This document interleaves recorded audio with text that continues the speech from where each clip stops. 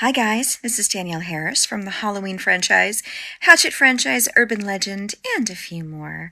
I want to wish Scotty Slasher and Movie John from the Terror in the Isles podcast a very happy Halloween. If you can handle more than 100 jolts of 100% pure terror, then you might be ready for Terror in the Isles, a totally unique, non-stop roller coaster ride. Welcome to Terror in the Isles. This is our Halloween episode, and I am one of your hosts, Scotty Slasher, joined with, as always, Movie John.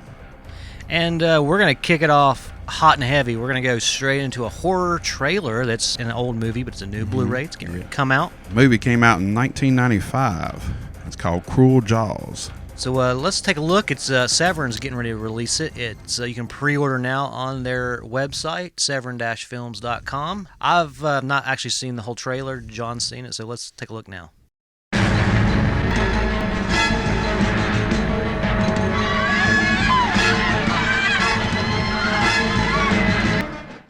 Wow. You gotta love the shark movies. I do. That looked cool. They take, I guess, a lot of footage from different movies. 'Cause I noticed a lot of The Last Shark, right? Mm-hmm. And I think when we were reading the description, it said Jaws and Jaws 2 they took footage from. And I've seen where they've had pictures and they say Jaws 5. At first I thought it was like a sequel or something that I missed somehow, but apparently not. I don't know. Yeah, it's from Italian filmmaker Bruno Mattei. Cruel Jaws, that's a crazy name for a title, but... It releases Jaws 5. It was released as Cruel Jaws, and I think it was released as Cruel Jaws 5. And there might have been a couple other. I don't know. It's Severn Films. I think I'm going to have to spend the $24 and get that. I think it looked like a good time there. I love all kinds of shark movies anyway, so... I do too. That looks really interesting. I wonder now that I'm thinking about it, how it sounded on the podcast, because it was basically just music and screams and water splashes. Somebody yelled shark, and they had a little kid that fell over in the water out of a wheelchair, and the shark comes up real close out of the water, big enough to swallow her whole, but then it shows her at the hospital. Yeah. So I don't know what happened there. So it shows the scene, and it's just like the kid's in a hospital bed. Yeah. I've never seen this one. No, I haven't either. I can't believe once I seen it, I thought it was something new that was coming out, and then I seen it was from 1995. I was like, wow. Yeah, I definitely want to pick that one up. It just looks cool, and I love the cover. Looks cool. Yeah, and they don't have your traditional Blu-ray disc, Blu-ray case, I should say. It's actually black. Blends in right with the cover and everything. Yeah, it looks really cool. So what's next, John? Let me see what I've got on my list. We broke a couple things down. So one thing I was going to ask, but you sort of answered before we started recording, is the Scream Factory Friday the 13th box set. I've been seeing people post pictures, and I noticed you didn't take pictures, but you've got a good reason. No, I took a picture. Well, I thought everybody was getting them on the 13th. That's when it's supposed to be released, and I commented on somebody's Instagram and asked them, what's up with people getting them early. Said they wanted you to have them by the 13th, and that was ordering from the actual site. Me, I went to Amazon and ordered, and it says mine will not be shipped out till the 13th, but it won't be here till the 22nd. Oh, okay. So I have to wait another week or two. So that kind of sucks. And I'm not for sure if I'll get both posters. They got one poster that comes with it, and then they have some other little smaller poster. Like a lithograph? Yeah, something like that. Yeah. So I don't know if that was just for the website or I'll get the posters or not, from Amazon. But if not, the box set looks awesome. I can't wait to get it. And they got each individual movie in its own case. That's something I like because I have the DVD set, and it's not like that. And you can get them scratched, sliding them in and out of the book that I have. So it's definitely an upgrade. And I can't wait to get it. So it's going to be a little bit closer to Halloween before I get mine. So I think you have to order them from the site to get the posters. And I think, because I looked, because they said they're still like in stock. Yeah. But the posters themselves are not. So my guess is, I could be wrong, but you might be able to hopefully you'll still get a poster, but I don't know. Well, when they first came out, I wasn't for sure about pre-ordering. I hardly ever pre-order anything, so I was thinking, well, they take it now or they take it later, or how that's going to work. And at the time, I didn't have. It was like $140, $150. Yeah. And I was thinking, well, and then I found out Amazon had it. Well, the cool thing is, I got a message from Amazon the other day on an email telling me that the price had dropped. So it was like $10 cheaper, which would have been like $140. And now they say they dropped it $10 more. So mine's Really? going to be like $129. Oh. So actually, I came out ahead, actually cheaper. But if I don't get the posters, that's cool. But I'd like to have the 40th anniversary one for the first one. That looks really cool. I'd frame it and put it in the movie room. So Yeah, I was going to ask you about how's the extras and all that stuff, but you have not got them yet. No. But I hear that there's a lot of extras, and of course they have all the Friday the 13th. They got Freddy vs. Jason. They have the remake, and then there's an extra disc with some more stuff on it too. So awesome.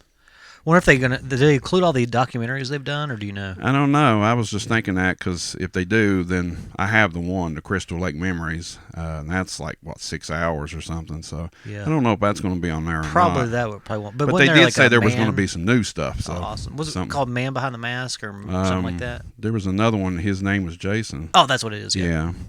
I didn't really care much for that one, but the other one's really, really good and in-depth. Yeah. That was like they take like an hour, close to an hour a piece on each one. So, I mean, it's like 6-7 hours.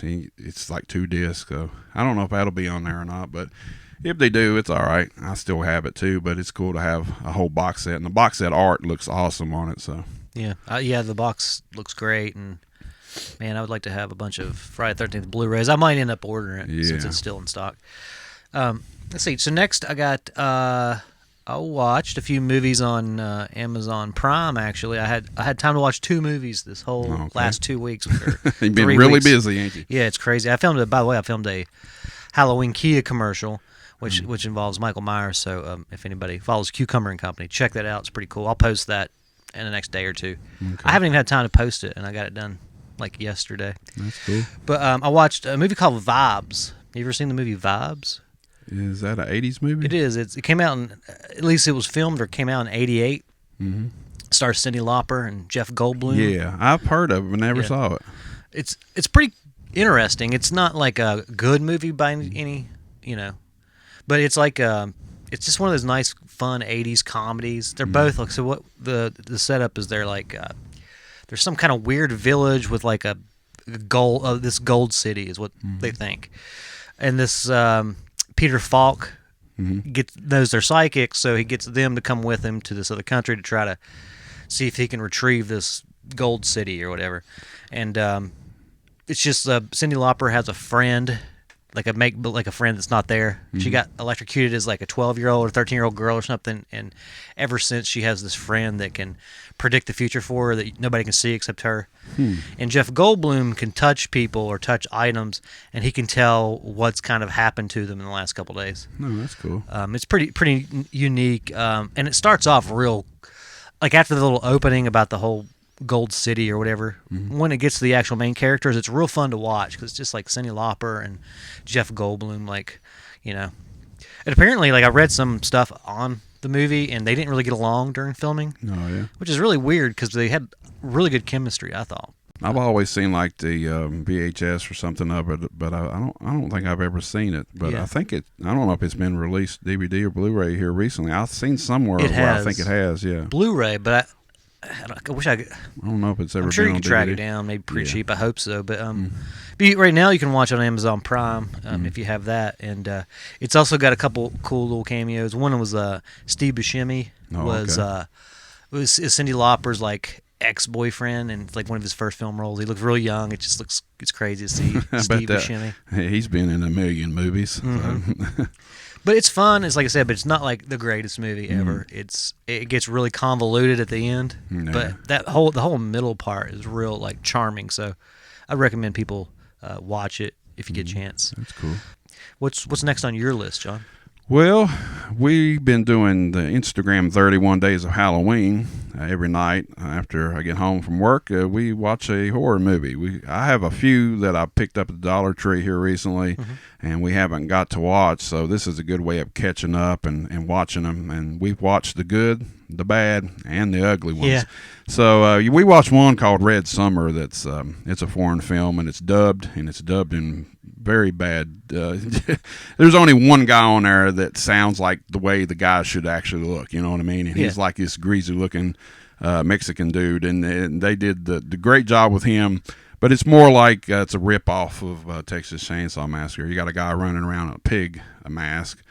And they're more not like in the backwoods or anything. They're almost like in out in the desert type, you know. And they got, of course, the kids that's going on vacation or whatever, and they get stopped by somebody that's just part of the family or whatever, and they're acts like he's laying there in the road dead. They're not for sure. They help him, take him to a building, and next thing you know, there's some other people there. There's even somebody that's like an older person, almost like a grandpa, kind of just like Texas Chainsaw and everything, the original. And then you find out all these people are kin to each other, and then they trap these kids in cages and stuff and just start killing them in really strange ways. One guy gets his fingers cut off and stuff. It's pretty gruesome. But if you can get past the dubbing part of it, you know, some of it's actually comical, the girls and stuff, the way they talk and everything. But it is what it is. It was $1, so it was one of them. And we watched another one. And that was before it was Red Summer, correct? Yeah, Red Summer. Okay. And I'm not real sure who put it out or whatever. Like I said, it was a Dollar Tree find. We picked up Stage Fright too. That's not like the older Stage Fright. It's a musical, but it's actually comical in parts too. It actually has Meatloaf in it. Really? Yeah, he is in it at the beginning. He's got this horrible fake mustache. It looks terrible. And later on, it shows him years later, and he's older and everything. But of course, Meatloaf is in the musical. You know he's going to sing. So hell yeah. So there was times where we was thinking, I don't even know if I can get through this. But then it actually got a little bit better at the end, and it was basically about a opera that they were doing, and they did years ago. And the main character got killed, which was Minnie Driver. And her daughter was real young at the time, and then years later she grows up and she wants to do it, and they revive the opera. But then there's somebody else that don't want it to happen, and they got this crazy looking mask, and they go to kill people at this camp where they do it. So that was pretty cool. We watched the first day of October. We watched Night of the Living Dead, and the original. And my lady has never seen that, and I just could not believe that she had never seen it. So she actually liked it, and I told her we're gonna have to watch. And she'd never seen Dawn of the Dead or Day of the Dead or none of them, so we're gonna have to watch a few more of them too. I need to get Day of the Dead. I don't actually have it. And then we watched Nightmare on Elm Street, of course, one night. That was her first time ever viewing that too, and I could not believe that she's never seen Freddy Krueger. She's heard of Freddy Krueger, but she's never seen. But she's never seen the movies. So she actually liked Nightmare on Elm Street and Night of the Living Dead, and we're definitely pop in a few more of them. If not this month, because I got a lot of other ones that I want to watch. We're definitely going to watch some more Nightmare on Elm Street. She wants to, and I told her as they go on, they go a little crazier, just like Halloween and Friday the 13th, with comedy and everything else in between. But, it's still my favorite's part 3, I think. What do you say? Nightmare on Elm Street? Oh, yeah. Yeah, 1 and 3. 1 and 3. Yeah. Well, 2's actually kind of, I like 2 for the funny stuff, and I mean, it's just I like 4 and 5 a lot. People hate 5. Yeah. I like them a lot. It's been a while since I've seen them, so I'll have to relive them here soon and check them out. 4 is like the MTV Freddy. 4 is like when he was at his peak popularity, and there was a lot of MTV like style. 5's a little darker, and I liked it. I thought it went back a little darker, but some people just didn't care for it. I think once you get him, it's so funny and so out there that when you try to pull it back into the bottle a little bit, it loses some of its charm. And I never really paid attention because it's been so many years. I mean, I've seen Nightmare on Elm Street, the first one, so many times, but they really don't show his face a whole lot till really near the end of the movie. And that was just like they did with Jason and everybody else. And then once you start showing him more and more and more later on in the sequels, that's when they get a little crazier. Yeah. But it was really dark, and she liked that, enjoyed that. Of course, John Saxon's in that. Mm-hmm. And she said, "I've seen him." I said, "Yeah, he's been in a lot of movies." Yeah, he's been in like almost everything. Yeah, and he's been playing a cop a lot too. So yeah, so we've been doing them every day, and we've got plenty more days to go through. And I just get home and kind of pick something out. There's been a few more from Dollar Tree that we picked up that I'm gonna have to check out. So I want to get through them, and then throw in some classics. So we'll definitely watch a Halloween or two here eventually too. Probably near the end, close to Halloween. I usually just watch it on Halloween most of the time. So. Yeah, the wife said that she wants to watch Halloween this week, so we'll watch it this week.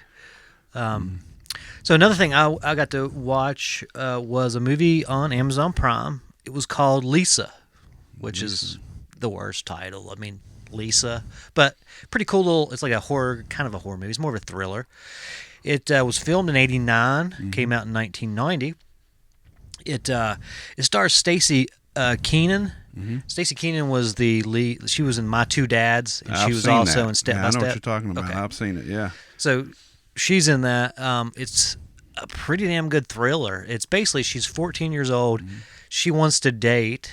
Her mother's always been like super like liberal with her, let her do whatever. But now that she's getting older, she wants to pull back because she knows like she got young. She was pregnant like when she was really young and had her, I guess like 16 or something like that in the story. So she's like, trying to like, she don't want her to date until she's over 16. And she's kind of got like a little bit of a stalker personality, a little bit, where she runs into this older gentleman. And she kind of starts stalking him, and she finds out his phone number and starts calling him. But unbeknownst to her is he's a serial killer. Yeah. So it's pretty interesting. She's like calling him and like falling in love with the serial killer, and then like by night, like the serial killer's killing people, and then coming back and like talking to her on the phone, and eventually, of course, the serial killer finds out where she lives, and stuff comes to a head. But it's a really cool movie. Yeah, I've seen that. It's been a very long time ago. When I remember. Maybe back in the days of HBO or something when it first came out, I remember seeing that. And I remember the only reason I watched it is because of her being in it, and remember watching the TV show that she was in. Yeah, because at the time it came out, like I had a huge crush on her because I'm a little bit younger than she is. Because in 1990, I think My Two Dads was still on. Yeah. So I'd have been 9 years old probably. And she would have been. Probably about 14. So I had like a huge crush on her. Didn't she also play in another sitcom later on? Step by Step. Yeah, Step by Step. That's her. Yeah. And she was on that for a while too. Yeah, I remember that. And it's been a while since I've seen that movie. I don't know if it's been released on Blu-ray or anything. I remember seeing the VHS a lot. Yeah. What did you remember where you saw it? Like, because I've never even heard of it until it popped up on Prime. Oh, Lisa. Yeah, I've seen that. That was when I was a kid. Probably teenager. VHS or it was on VHS for sure. HBO, something like that. But it's been probably that long since I've seen it. I've seen people post stuff about it or whatever, but I haven't seen it in many years. But I do. Once you start talking about it, I remember. Yeah, it's pretty cool. And her mom was one of the chicks in Charlie's Angels, the TV show. She's the one that replaced Farrah Fawcett. I can't remember her name right off. I could pull it up on Wiki real quick. But there was somebody else that's in it. It wasn't Cheryl Ladd, was it? That sounds familiar. It might be, actually. Hold on, let me pull it up here. So, Arts Entertainment. It was Cheryl Ladd. You're correct. Right. Yep. So she plays the mom, and then the other person that I noticed, was Jeffrey Tambor. He was in it. Oh yeah. Most people know him from the Larry Sanders shows and Arrested Development, but it was weird because I've always seen him as an older guy, and this is like he's kind of younger because it's in the this was filmed I think in '89. Yeah. So it was funny, but he doesn't play a whole like a big part or anything. But a pretty cool movie. And I wish I could. If I read it really quickly, let's see. I was hoping it would tell me if it was like a made-for-TV or if it was a feature film. No, it's got a box office, so it was a feature film. It is a feature film.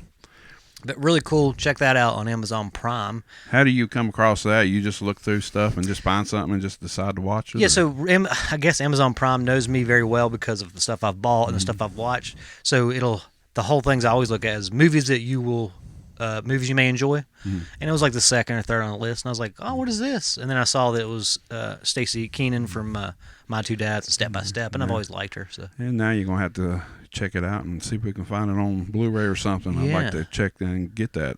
Actually, it says DVD release back in 2012. A Blu-ray featuring commentary was released in 2015 by Scorpion Releasing. Oh, of course.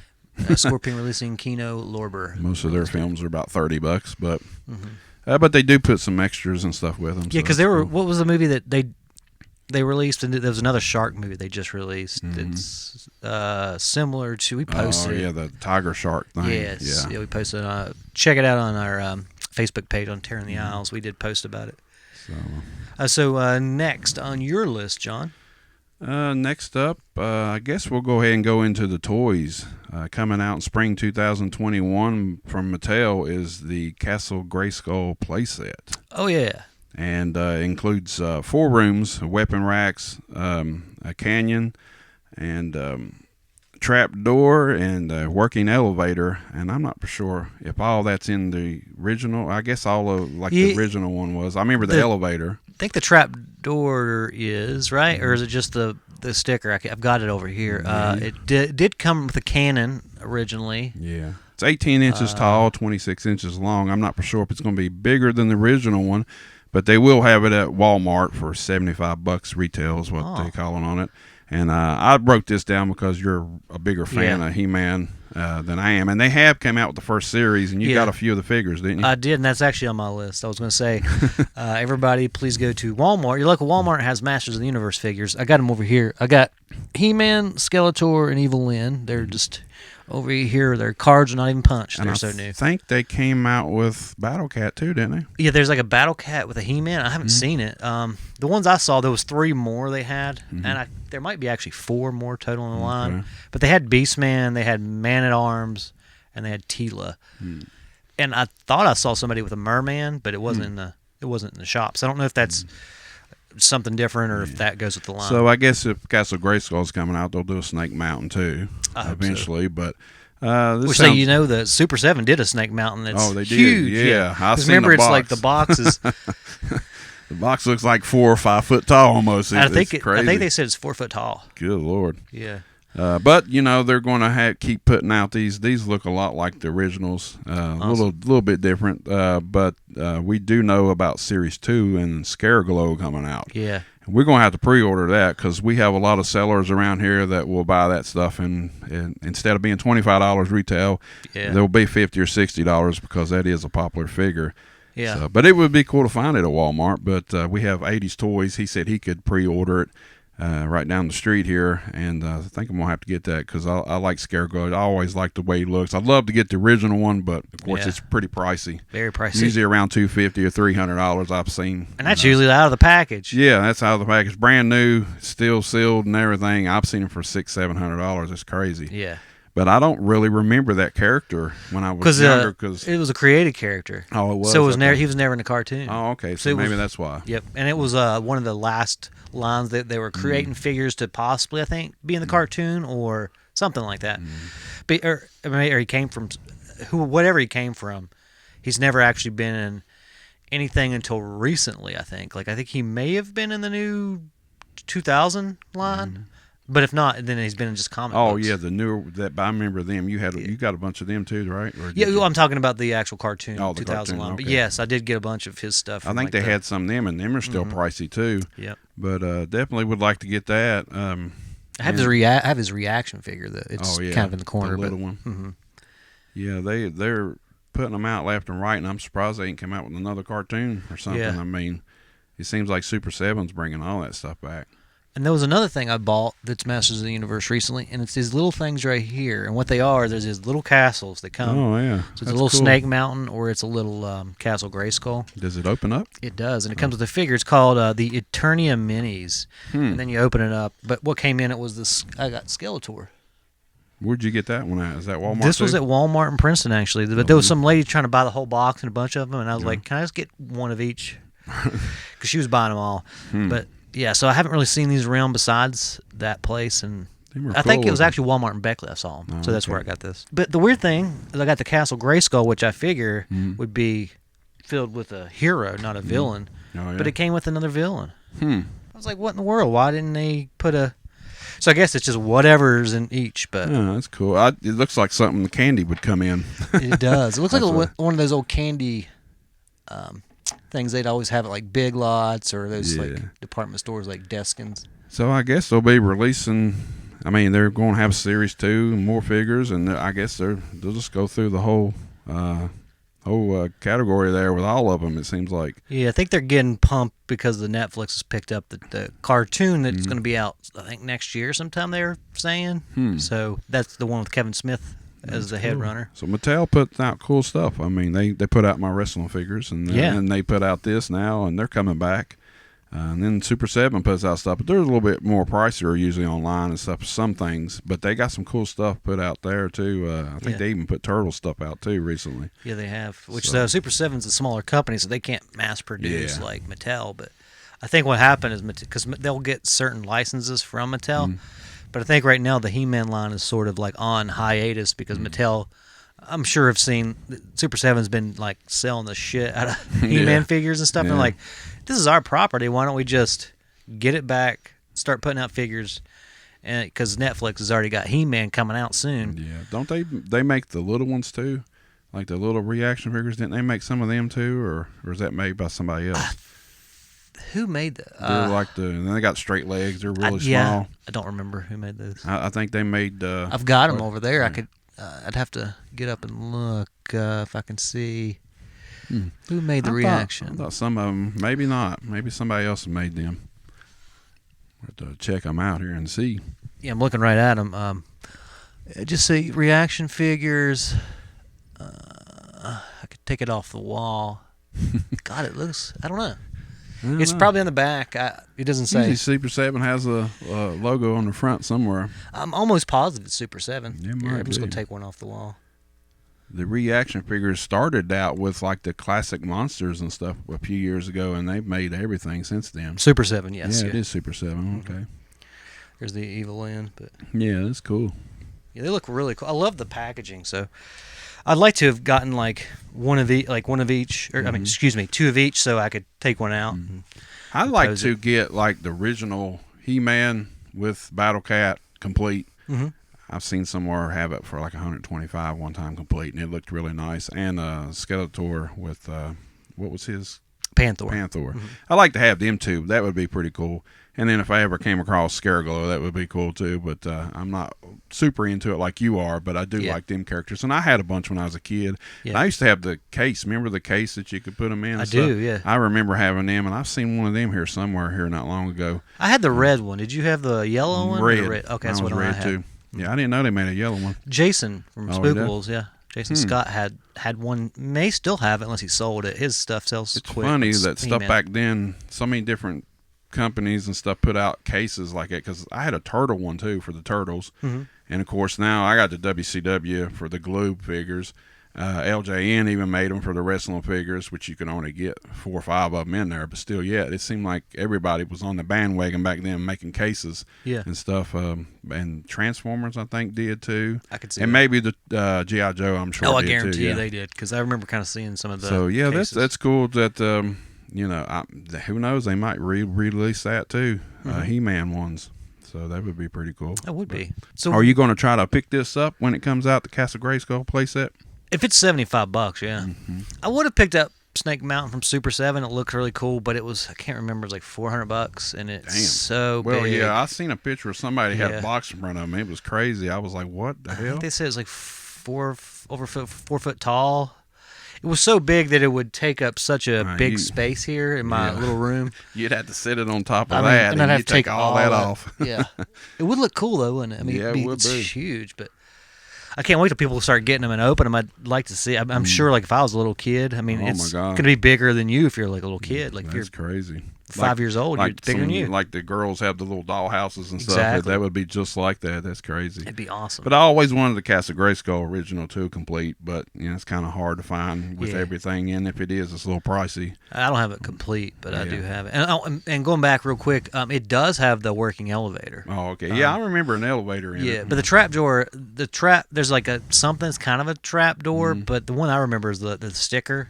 I don't have my Castle Grayskull open and haven't played with it in a long time, but it's got the sticker with like all the stuff. I think that is going to be like an actual feature, most likely in the new one. Yeah, that'd be pretty cool. I think. I could be wrong. I haven't seen. I'm just going by your notes and what you've told me. I think that's probably what they're going to do. But it sounds really cool. So, I did want to like point out because on your list you had it too, but there was a couple YouTubers that we've been watching lately, and mine real quick is Eric and Daryl.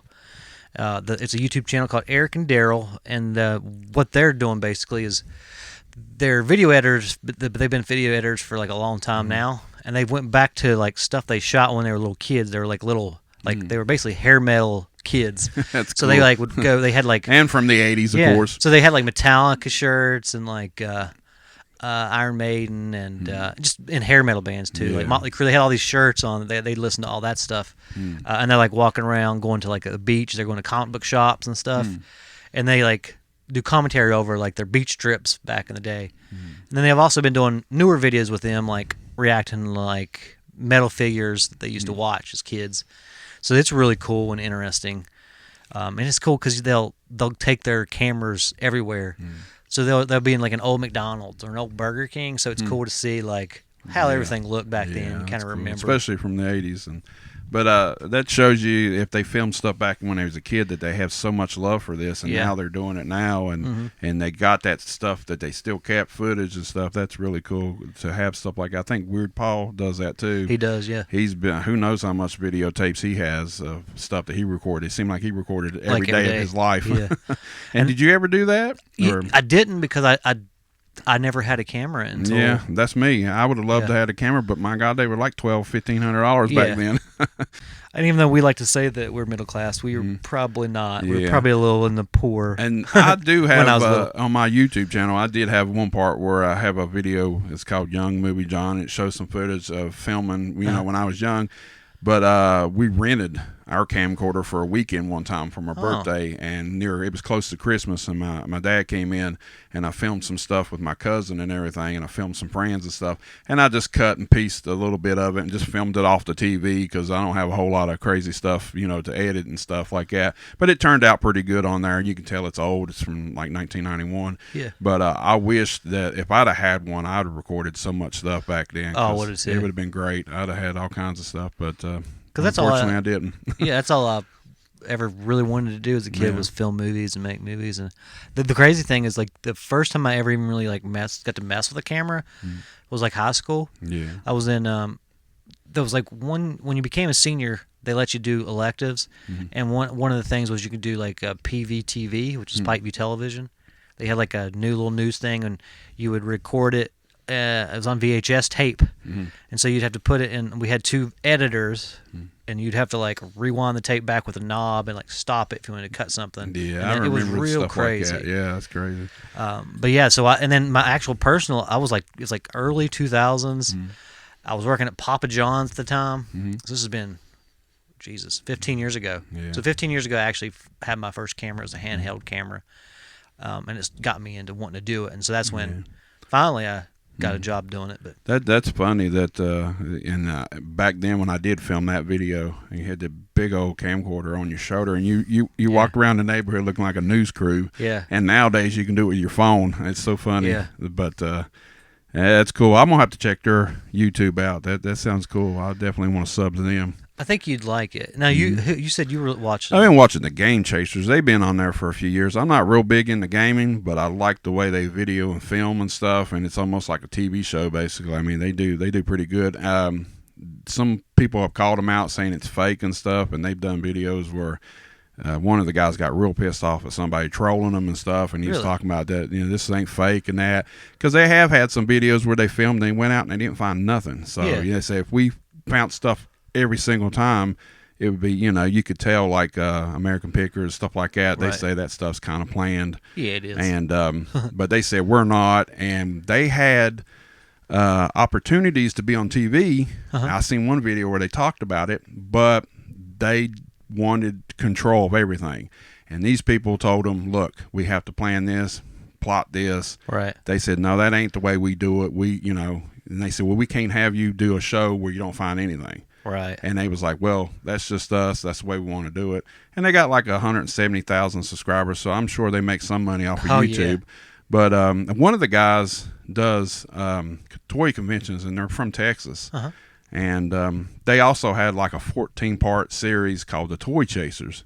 And they do collect toys and stuff too, but they're really big in the games. Nintendo, Super Nintendo, Atari, Sega, everything. I mean, they got every system, it seems like, and they collect a little bit of everything. But it's cool to watch them walk around and go to flea markets and antique stores and just anywhere. Or people called them up. They must have placed ads or something, on the internet, and people's called them up. They went to people's houses, looked at collections and stuff, and bought stuff off of people. So they're really cool. Like I said, I'm not real big into gaming, but I like watching that stuff for some reason. I collect so much different things already. I got a few old Sega games, but that's about it. Yeah. Yeah, I noticed like I've never watched them, but I watched a clip. It looked very well produced. Oh yeah, they do a really good job, and they do like where they're filming and they'll be showing where they're at, and then they show them like in a studio where they got stuff behind them. I guess green screen that you do and stuff. And they'll be over, talking over it and everything, talking about what they did and stuff. And they're comical too. They get into it, and sometimes they argue with each other and cuss and everything on there. They don't care, and they'll talk junk about other them. But it's just like 3 or 4 guys hanging out, and they're just out looking for games. So awesome. I'll go subscribe them. Yeah, Game Chasers, you're really cool. And like I said, the 14 part, I think it's 14 or 13 parts, something, the Toy Chaser ones, they're really good too, because they get into G.I. Joe's, He-Man, all that stuff, so, and Star Wars, all that stuff from the 80s. So they had to grow up in the 80s, because that's basically what they collect too. So. Oh, awesome. And one more that I did have was, it's a channel, it's called Weird History, and specifically they did a series, and it's called Timeline. So if you look up Weird History Timeline, they do every decade in the 1980s, they cover anything that was weird or strange or funny. Oh, okay. So it's really cool. Most of them are like 20, 25 minutes, but man, it seems like you're like, gosh, man, that flew by. It was like 3 minutes, right? Yeah. But it's like super interesting. So everybody should check out the Weird History channel, specifically their videos, the timeline videos, because that's all dealing with the 1980s. So they have like cool toys, they'll show like a TV, like He-Man debuts. They'll just have like He-Man, and then it'll go to like something else. That's cool. But certain things like the guy will do voiceover describing like something crazy happening, like the Challenger when it blew up in the 1980s and 86. So, well, I definitely like that too. I have to write them down on my little pad here so I don't forget them or check them out before I leave, and go ahead and hit the subscribe button. And for my list, we've covered everything. I know you have a few more. What's next? Yeah, we have another Severin films getting ready to be released. It's a trailer it's 1985 called Massacre in the Dinosaur Valley. Massacre in Dinosaur Valley. All right, well, I say we watch that trailer. Yeah, we'll watch it. It's a hoot. And we'll come back and we'll discuss.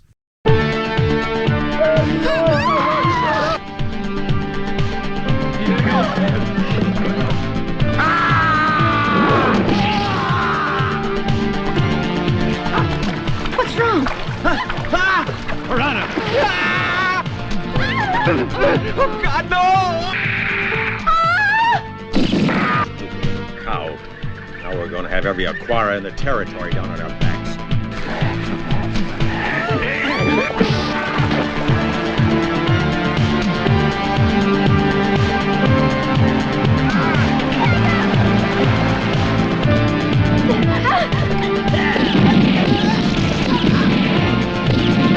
Son of a bitch! Watch your mouth.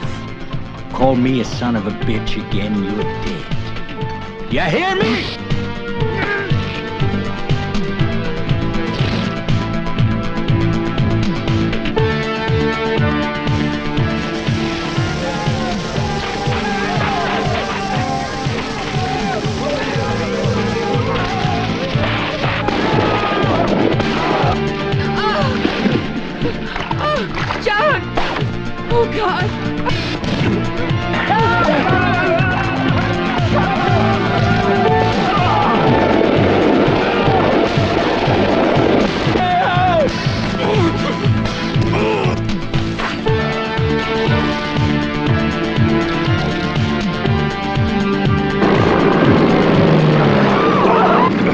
going to crash.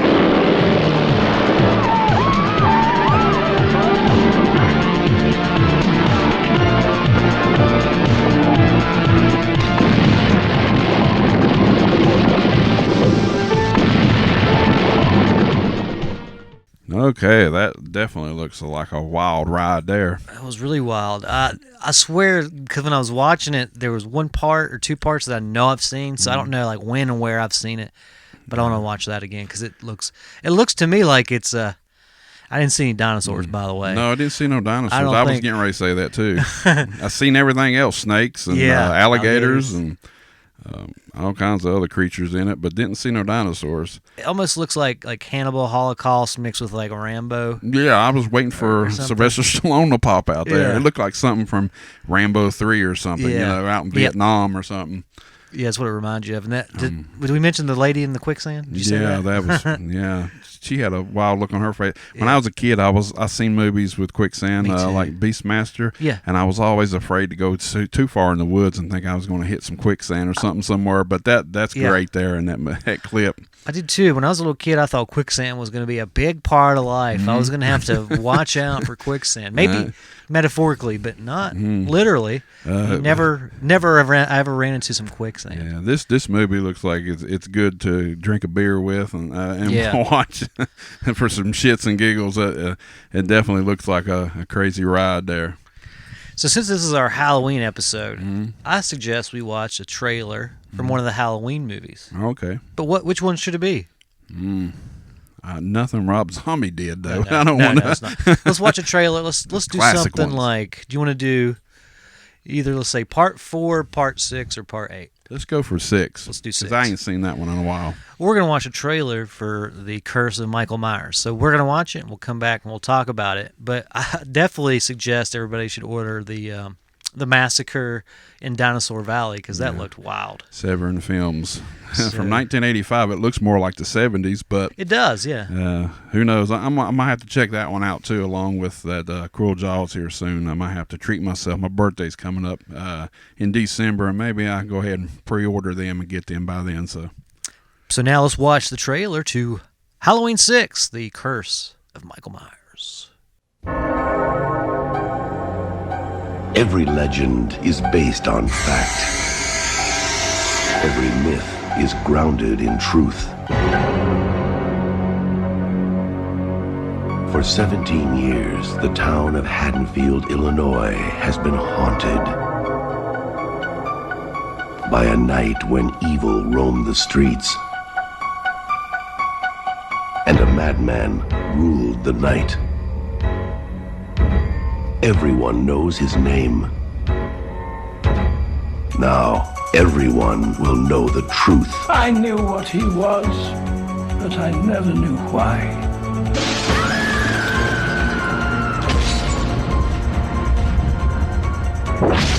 Halloween 6, the origin of Michael Myers.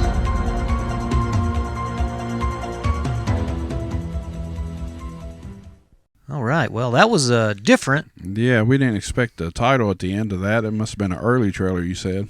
Yeah, it's the origin of Michael Myers, which I've never really heard. It's always been either Halloween, The Curse of Michael Myers, or Halloween 6, the producer's cut, or Halloween 666, the producer's cut. They did have that on Blu-ray at Walmart one time here a few years ago. They put out a separate one. And I need to get that because I've got, I think if I do have it, it's an old VHS tape. I remember not really caring for it. There's some cool parts that I wish they could have taken and put in the original, in the theatrical. Yeah. And I think it would have been a better movie. But I don't like the Thorn curse at the end, where like Loomis is now Michael Myers, right? Yeah. Or was it Loomis or it was the doctor? One of the two. One of the two, yeah. I didn't care for like that. I said, it's been a while since I've seen this. I'm going to have to watch it again here soon once we get through some of the other ones. My lady, of course, she remembers Halloween, the original, but I don't think she's seen a lot of these later ones. So we'll definitely have to be watching them too soon. There's stuff I do like about Part 6, but there's a lot of stuff I don't. One of the main ones is I don't think Jamie should have died. No. At least that early.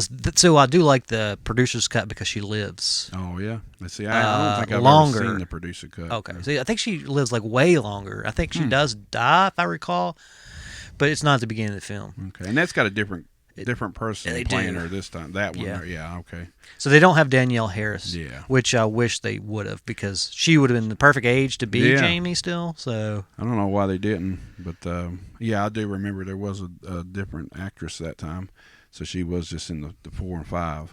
But it would have been cool to have her in 6. yeah, another thing, watch the trailer. Even though we watched the trailer that was posted on the Horror Team YouTube channel, it's 10 years old, so the quality is in 240p. Yeah. So you can barely see anything. But the thing I did see was Paul Rudd as a vampire. Yeah.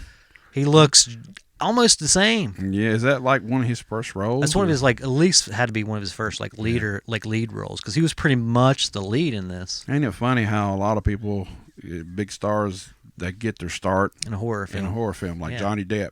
Yeah. Played in Nightmare on Elm Street. We watched that the other night, and my woman, she said, "My God," she said, "Johnny Depp's in this?" I said, "Yes, his first movie." It says introducing, Yeah. And Jamie Lee Curtis, of course, Yeah. Halloween, stuff like that. So I went Leonardo. I said DiCaprio. I love Leonardo DiCaprio. Yeah. It was a slip. But Leonardo DiCaprio was in Critters 3. yeah. Just like crazy, like big A-list And now stars. look, he's like, everything he touches turns to gold now. Yeah. So yeah, I always liked his movies and stuff too. So he's a good actor. But so we want to encourage everybody to watch all of the original Halloween movies, except you don't have to watch Rob Zombie's. You don't. Yeah, You don't. I don't want even to. own him. I did have the first one time, and I got rid of it. I was just like, I don't think I'll ever watch it again. But I did see Halloween 2 on TV here recently. Huh. And I just saw a few minutes of it. I think I talked about it in the last podcast, saying just about 2 minutes, and then I turned it. Yeah. Yeah, I think let's see, I'm pretty sure I own both of them, but the only time I'd ever like rewatch them really is if somebody was watching the whole series with me. Yeah. And we got to that point. Just for me, they're not really Halloween movies. They're more like, they're just Rob Zombie movies. Yeah. Did I talk about that I watched 3 from Hell? I think I did last time. No, I don't think you had watched I it did yet. watch 3 from Hell. Oh, you did? And I liked it. It was pretty good. It's, I don't know. It I think just seemed like The Devil's Rejects all over again Right. for me. And especially like the way it ended and stuff with the fight scene and all that stuff. Yeah. But, I mean, they did have a little bit, different stuff. But Sid Haig, of course, not being in the whole film, of course, Yeah. he was sick at the time before he passed away.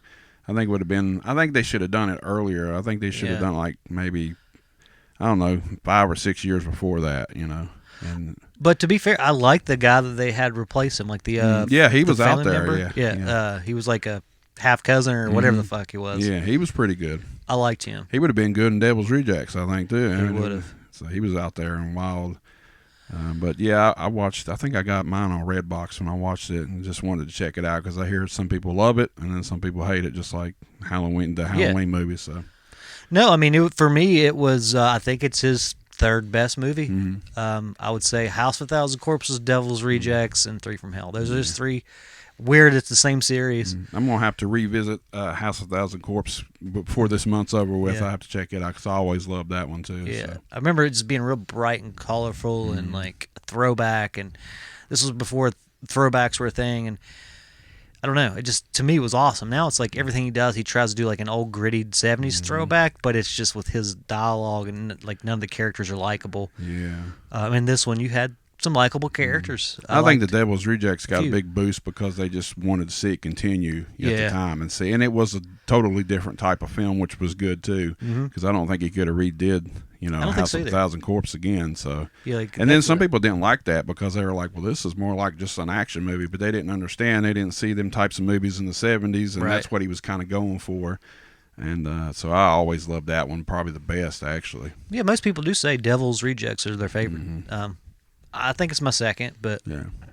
I loved House. I thought it would seem like an event when it came out. It was this huge Oh yeah, deal. I remember seeing the trailer. I was like, I got to see that. Because remember, it was delayed for so long. Yeah. And then I had a buddy buy it, and I went over to his house and just saw the first scene of it before the title credits and stuff with Captain Spaulding Yeah. and stuff. And I was like, oh my God. And he was like, here, take this home and watch it. And I said, oh yeah, I'm definitely going to watch this. This looks great. So Yeah. Back in the good old days when Rob Zombie was still like on top of the world, because he was his music was kind of pretty mainstream kind of at the time, because he went from, because when I remember the first time I ever heard Rob Zombie, I was like, damn, this sounds evil as fuck.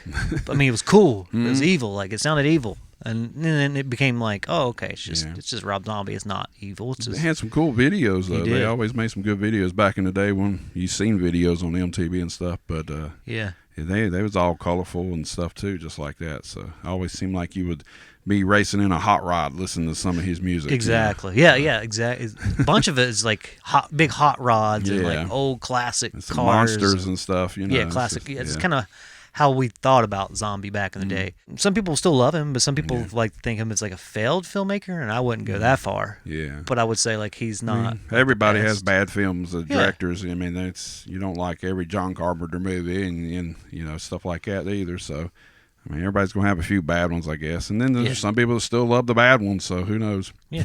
But I hope he continues to do what he did with 3 from Hell. I liked it. He took a lot of different style, like camera. It looks like he used multiple cameras because some of it was gritty and grainy for what he needed to. Some was more produced. I liked some of the characters. Not everybody was a piece of shit. A lot of people were, but not everybody this time. I dug it. I thought it was cool. So. I guess people love him as a director that just will love him for everything he does, no matter what. And I'm kind of like that with Quentin Tarantino. I don't think that he's made a bad movie. And then there's some people that say, well, I don't like this one or I don't like that one. Yeah. I like every one of his movies, so I can kind of understand somebody liking Zombie and say, well, they just love every one he does, and they'll just watch everything he puts out and they love it. So I'm like that with Quentin. So I'm kind of like that with Carpenter, except I've tried to watch The Ward about 10 times and I can't make it through it. But other than The Ward, pretty much every film he's done I like. Yeah, he's done, you know, he's been around for years, so he's done a lot of films and stuff. And there might be a few of them I still haven't seen of his.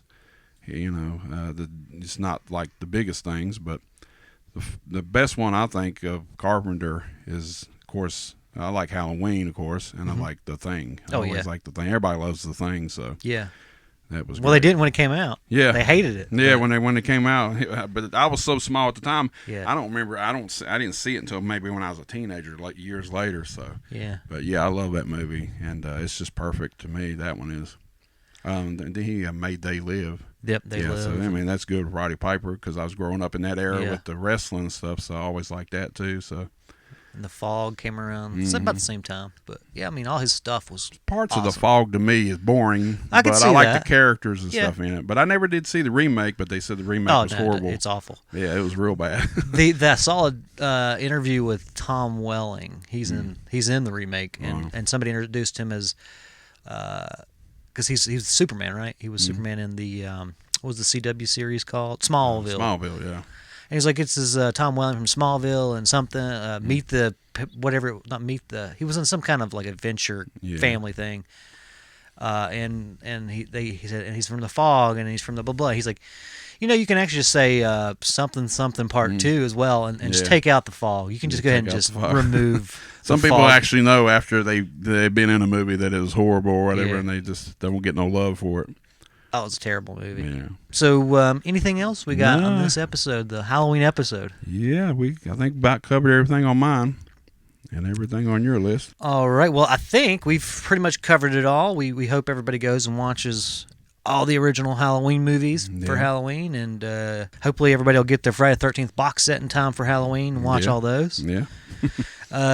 Be sure to watch yourself a slasher film and watch yourself a nice zombie haunting. film. Yeah, and a zombie. We want a haunting film and maybe a classic like Creature from the Black Lagoon, or go watch yourself a black and white horror film. Frankenstein. Too. That's what I'm about to watch here soon. Or I like The Bride of Frankenstein a lot. I like it too. So you can follow myself, Scott, on YouTube, Scott's Slasher World. You can follow Movie John on YouTube. Just search for Movie John, you'll find it. You can also follow Tear in the Aisles. We're on Facebook. We're on Podbean. We're on Apple Podcasts. You're also on this channel, Scott's Slasher World, which you may be hearing it, or you may be hearing it just as a podcast. We also have, you can follow Movie John on Instagram at MovieJohn_. Yep. You can follow me. I'm Scotty Slasher. That's Scotty with a Y. And we just hope you share this with everybody, and you have a very happy Halloween. Yep. Anything else before we go? I think we've covered it all. I think we have, and hopefully you can, if you can't trick or treat, at least you can sit home and watch a Halloween film. That's true. For Halloween, because a lot of places they're canceling trick or treating. So just go to Kroger's and buy you a big old thing of candy and popcorn. Come back and watch yourself a movie. All right, guys. Well, we hope to see you next time, and we hope your Halloween is no tricks and all treats. It's strange, isn't it? In real life, nobody likes to think about violence, pain, blood, and death. But project these experiences on a screen, and people form lines in the street. That's because a terror film is a lot like a roller coaster ride. Only you're sitting in a theater, which is relatively safe.